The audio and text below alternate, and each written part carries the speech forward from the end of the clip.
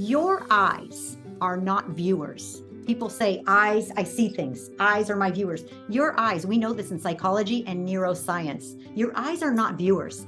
They are also projectors. They are projectors running a second story over the image that you see right in front of you. Isn't that interesting? Your eyes are projecting a second story over the reality that you're watching. Here's a few stories to support this truth. My mom and I are driving in my car one day, and we come upon a four-way stop. And as I stop at this four-way stop, I see to my right, this teenage guy is coming up in his car. I barely put on the brake, but I stop and then I accelerate and keep going. And I'm thinking, he's yelling at me. I can tell in my peripheral vision, like he's cursing at me and like he's mad because I cut him off. And then my mom says, "Oh, Lisa, isn't youth wonderful? Did you see that young teenager singing his songs at the top of his lungs?" One event, two different perceptions of the same event. What causes that projection? I projected that event. That guy was yelling at me. He was cursing at me. My mom perceived that event. Her projection was, "Isn't youth grand? Young people just singing at the top of their lungs." So which one is right? Was the guy yelling at me, cursing at me for cutting him off? Or was the guy just singing to the radio at the top of his lungs? What do you think? Which one? To this day, I don't know. And I literally share that story so often, scratching my head like, was that guy yelling at me or was my mom right? But remember, at that time, I was feeling guilty for going through and cutting him off. So my mindset was in the space of guilt. My mom was just joyful and joyous that I was taking her shopping. She didn't have to drive. She's in the passenger seat, and my mom is very joy-filled. And so she saw the guy, the young kid, singing at the top of his lungs. The answer is we don't know, and we don't have to know, because that's the wrong question to ask. The right question to ask is, what causes projection? And an even better, higher level question to ask is, wow, are we all creating our own reality? Are we all creating our own reality? I've heard a neuroscientist say, if there's 8 billion people on the planet, there are 8 billion realities. That's how much mindset plays a part in your life and what you're creating for your reality. It's your perception of what you see. It's the perception of your own self-view that shows how you show up. It's the perception and your own mindset that creates that projection. Your mindset is projecting a second story over the images that you see right in front of you. Wow, your mindset is creating a second story over the image of the reality of your life. And some of you know exactly what that means. Some of you have been diagnosed and clear of cancer. And that journey of cancer-free, you have never been more faith-filled. You have never been more intentionally joy-filled.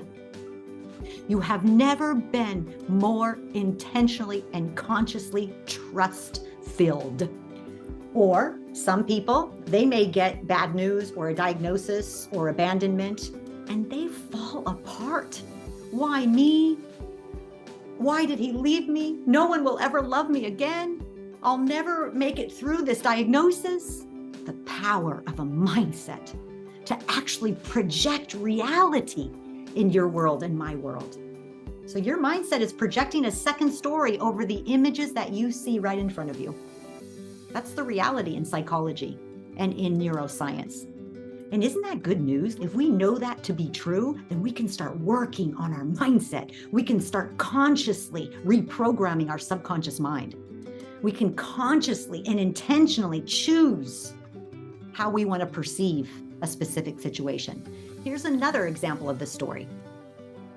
Researchers, have you ever heard of the wallet drop survey, the wallet drop story? This is amazing. Researchers took 2 years to drop 17,000 wallets all over the world. 17,000 wallets were dropped in 40 different countries. And they wanted to see how many of those wallets were retrieved or returned.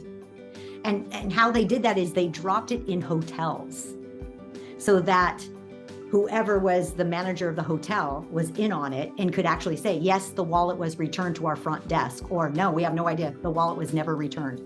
It took 2 years to conduct this study. And guess what they found out? Now just think right now in your mindset about humans, about human behavior, about honesty on this planet, about the human condition around honesty. And what do you think the percentage of wallets? What was the percentage of wallets that were returned? Out of 17,000 wallets across 40 countries, what was the percentage of wallets returned to? They never were returned. People took the wallet, took the money. 90% of the wallets were returned if they had a $100 bill in them. If they had less money in them, like around $13 to $15 or the equivalent in that country's currency, 75% were returned. Now think like a behavioral psychologist. Wow. One, there's a lot of honesty on this planet. Number two, there's a lot of altruism on this planet, meaning if someone finds a wallet and there's $100, oh my gosh, that's going to upset someone so much because $100 is a lot of money. I got to find the owner. There's a lot of compassion and altruism because of $100. And then, of course, $13, $15 or the equivalent. They're like, I feel bad that this person lost it, but it's only $13, $15. So they didn't return it as much.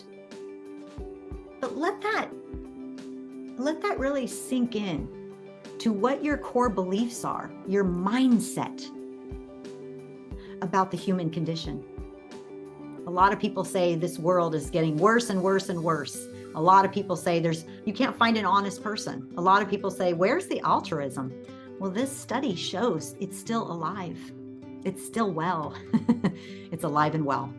Out of 17,000 wallets, over 40 countries, 90% of the wallets were returned. Now, last one, what is your beliefs about money? Researchers did a phenomenal experience where they took 1,000 attendees to this convention, and they put $100 bills just dropped along the path between the convention to where lunch was being served. And they noticed that when the conversation from the speakers in the convention was about, it's okay to be blessed, it's not a sin to be wealthy, God can use you in your wealth to be a greater impact and to be the philanthropist you always wanted to be. In other words, when the speakers were retraining the brains of those participants so that they didn't see money as evil, but they saw money as a choice to be more of who they are, a choice to grow themselves, a choice to be philanthropic and help others, that they actually started to see the money on the ground. They were present to the money. They were aware in their conscious and subconscious minds of where this money was. Are you ready for this? 78% of the time, almost 80%. That's huge. So again, what's your mindset around your perception of other people? What's your mindset around money and success? Asking you to be aware of your thoughts, to be aware of how do you think? What are your reactions to certain situations and circumstances of your life? Because I'll end with this one last quote. We know too in psychology and neuroscience that 95% of our thoughts are unconscious. Unconscious thoughts, unconscious triggers. We don't even know why we don't even realize we're thinking negatively. We don't even realize we're thinking in a judgmental way. We don't even realize that we're walking the planet lacking faith or lacking boldness or having worthiness issues or riddled with self-doubt. We don't even realize our mindset is limiting or we're programmed in a limiting fashion because 95% of our thoughts are from this subconscious mind. I think that's great news that we've got to bring our thought life into our conscious awareness. If 95% of our thought life is unconscious and you have 60,000 thoughts a day, the average human being has 60,000 thoughts a day. 70% of them are negative. But 95% of the time, you don't realize it's negative. Oh, I'm late again. Oh my God, I lost my keys. I always lose my keys. Oh my gosh, my boss is such a jerk. Oh, my husband did ABC. Oh, whatever. These subconscious mind chatter that comes from a mindset that's based in scarcity, not enough, inadequacy. But what would your life look like? What would your life look like if you applied the mindset reset formula to your thought life and started resetting and creating your mind shifts so that you could reprogram your subconscious mind? That your subconscious mind would be programmed at, I'm always taken care of. I'm divinely guided. I've got royal blood flowing through my veins. I always know the answer. Maybe not right away, but in time, I always know what to do. I am so abundant. I'm so abundantly blessed. Prosperity is my middle name.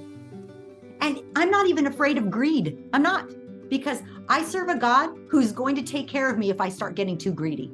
That's how big my God is. So I'm even unafraid of success. I'm unafraid of wealth. I say, bring it on, because it will just make me more of who I already am. And express myself to be a greater philanthropist, more expansive in my intellect, more generous in my gift giving. So today's conversation sounds like it's pretty broad, but the main point is the power of your thought life. And that's called your mindset. Are you ready to learn a formula to help you stop being stuck in fear and level up your productivity? To go from being overwhelmed to a high performer? To turn your scarcity mindset into an abundance magnet? Then you want to come to the Mastermind Retreat in Tuscany, Italy. You'll enjoy 6 magical days immersed in the beauty, the culture, the richness of the Tuscan countryside, Florence and Siena and San Gimignano. You'll mastermind with other like-minded people in a 13th century castle as you apply my Mindset Reset formula to recreate yourself, your business, and your life. There's only 2 spots left. Get registered today at lisajcoaching.com/retreats. And I'll see you in Tuscany.